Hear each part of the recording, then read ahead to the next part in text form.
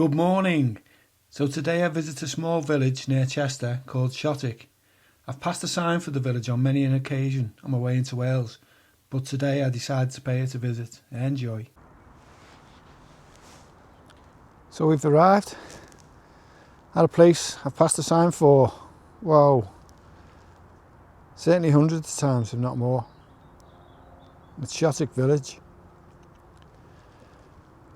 And although now you wouldn't really come here because it's just dead end, basically. It just takes you to the village. But back in, around 1,000 years ago, this was actually a thoroughfare through to North Wales. So much so that Edward I set off his march into North Wales to try and take over the country from here. I think as did Henry VII, possibly, also. But yeah, today, once the river was diverted and silted up and then canalised, the village became of less significance and it was no longer a thoroughfare. So there's only 120 people who live here.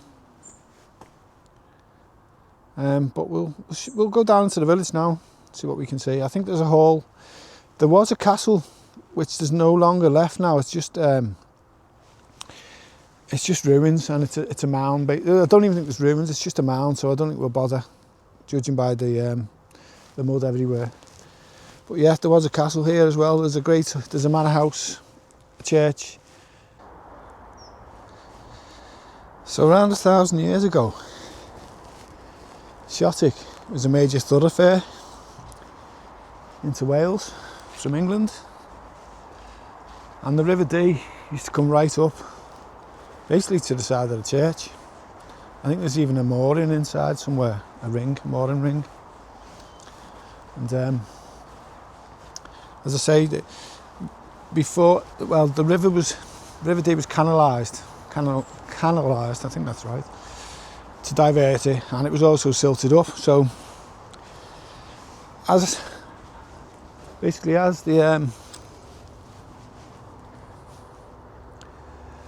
the river moved away, hang on, I think we just got the Airbus coming from Broughton. Don't know whether you can see this on the camera. Say Broughton's just over.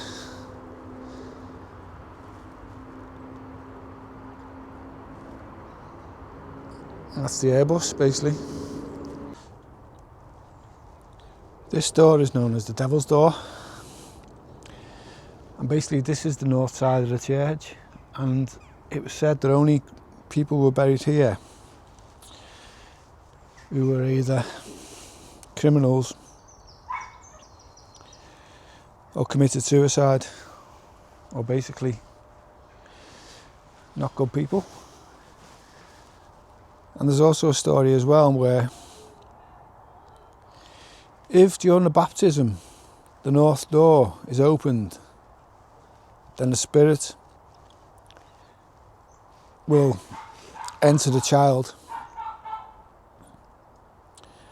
and be released.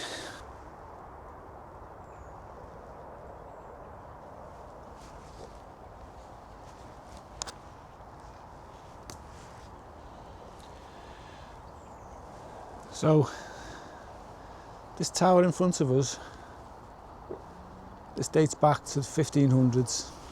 The church itself,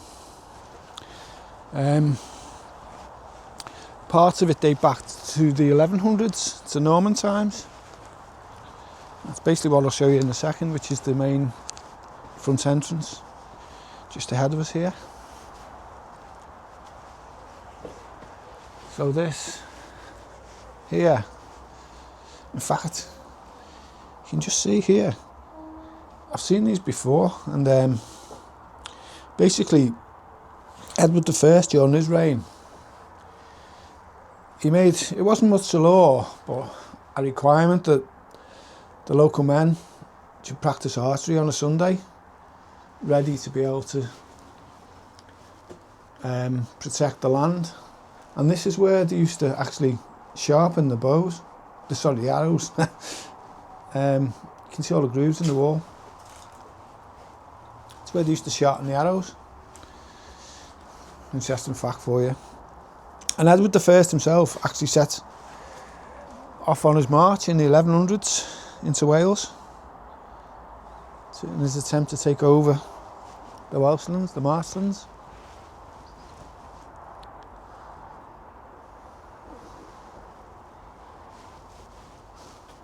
So yeah, I'm hoping it's going to be open. But this is St Michael's, as I say.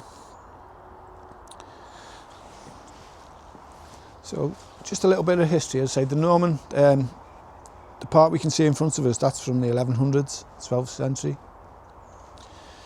And then you've got the tower to the left of us.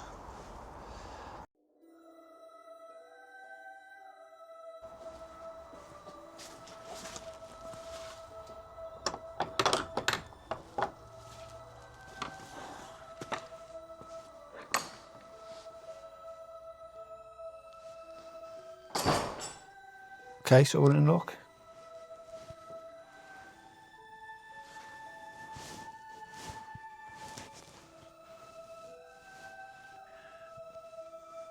So you can see it's a double-aisled church with one from the 1700s and one from the 1300s, and I'm not sure which is which, if I'm being honest with you.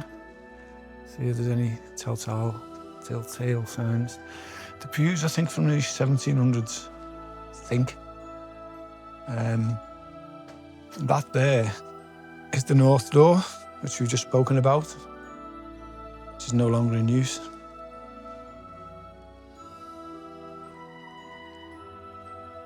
Just behind us here, we've got what's referred to as, well, locally, as the Punch and Judy show. And it was just basically the church warden's pew. So you can see how important they were thought of, or how well thought of they were.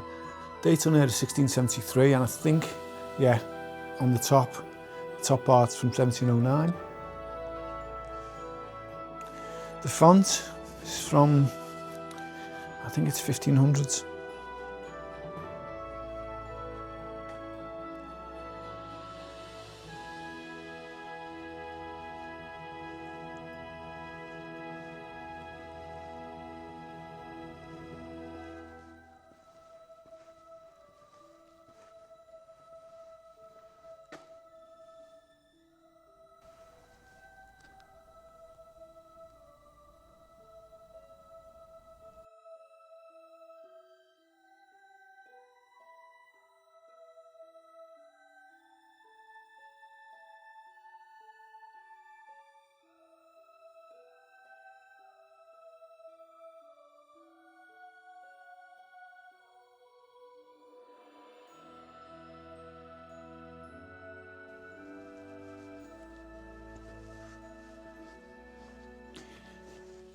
Just on our right here, it's rare this, it's actually whoops, man the steps.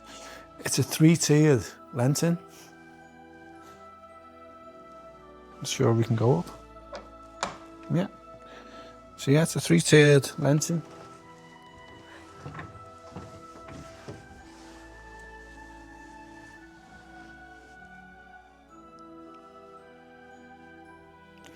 You can just see in front of us this stone with the winch on used to be the mechanism for the old clock, but it was changed to an electric clock. I'm not sure. I think it was.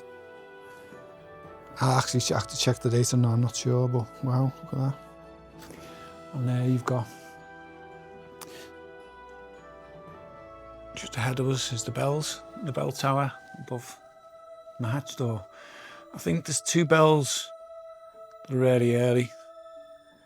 I think it's 1500s, and then there's a couple which are a bit later. One of the earlier bells was actually brought down because it was no longer be able to tune it, and unfortunately it was stolen from church. And this here in front of us, that's the coat of arms. So that was St Michael's Church. I see the village itself, I think there's only 120 people who live here. So it's a tiny community. I think we'll go along and see if we can go to find the hall.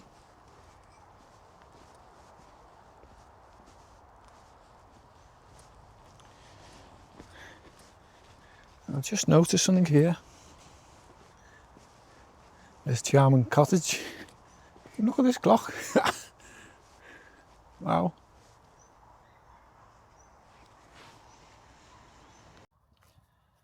Wow. Some decent views from here. But basically, just behind me, we've come to the hall. And I think it was owned by I think it's the Nevitt Williams family or Williams-Nevitt family. I say it was built in, I think it was 1662 on the site of an earlier building. Obviously it's private so we can't go in, but we can have a look from here.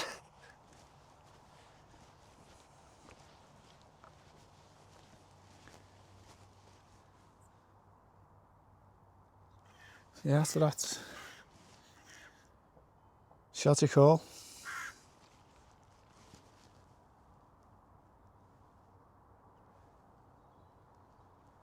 I'm not even sure if it's lived in now, to be honest with you. It doesn't look like it is. I'm not sure.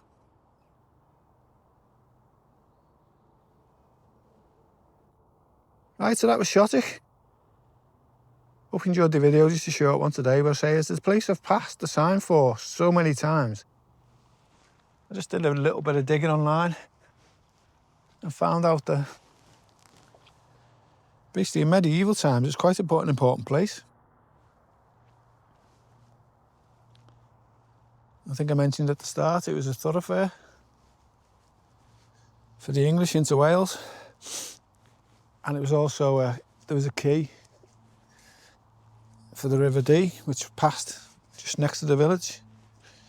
So I also mentioned has now been diverted, but yeah, Shotwick Hall.